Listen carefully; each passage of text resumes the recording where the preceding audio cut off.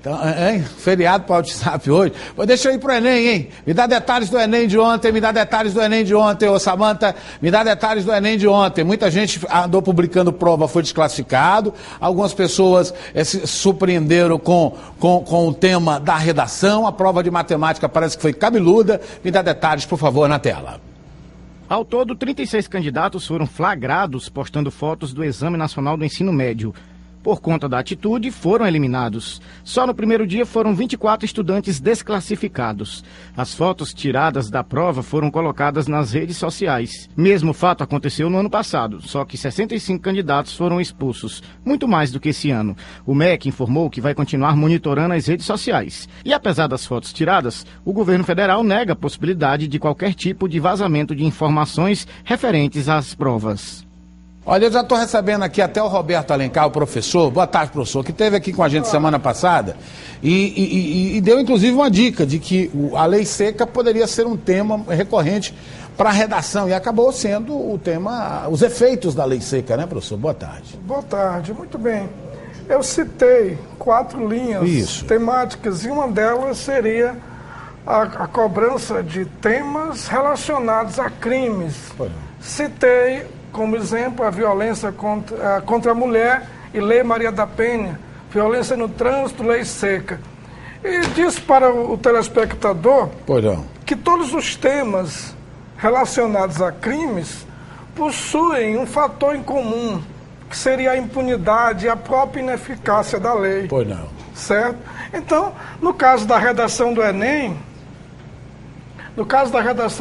o aluno, o candidato, teria que, primeiramente, problematizar o tema.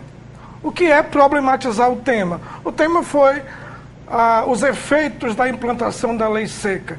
Ele teria que, logo de início, estabelecer uma negação, estabelecer um problema.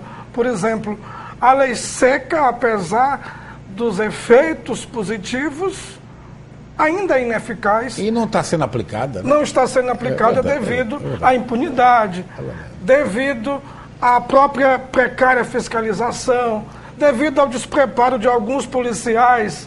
Por exemplo, no caso da morte do filho da Cissa Guimarães. Isso, verdade.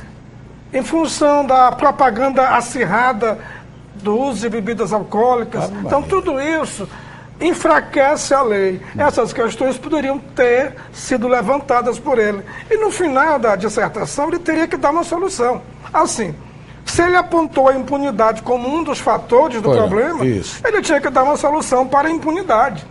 Se ele apontou como fator do problema a precária fiscalização, ele teria que dar uma solução para a precária fiscalização. Certo? Seria esse o caminho para uma dissertação com uma boa avaliação? O único caminho é isso. O Enem hoje estabelece um modelo de dissertação fixo.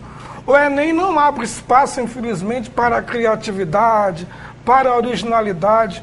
O texto do Enem já é um texto não aceita enroleixo, né, professor? Não aceita mais isso já estabelece um texto padronizado. Ele tem que estabelecer uma tese, defender esta tese e, ao final, apresentar uma solução.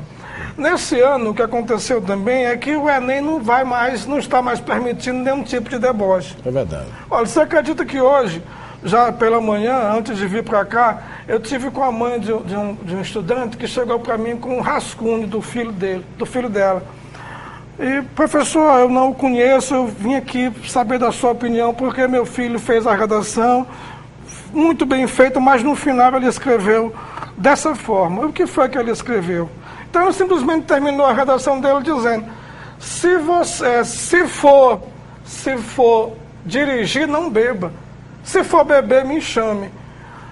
Professor, me diga, ela perguntou, professor, isso aí vai ser, a redação dele vai ser anulada? Sim, se a comissão entender isso como um deboche, vai ser anulado, sim. É verdade. Certo? O cara faz uma dissertação toda correta e vai tirar uma graça no final. Aí não dá certo. Isso, então todos os anos de estudo dele não serviram de nada. Foram jogados fora. Tá bom, professor. Foram jogados fora. Muito obrigado, então, pela sua colaboração.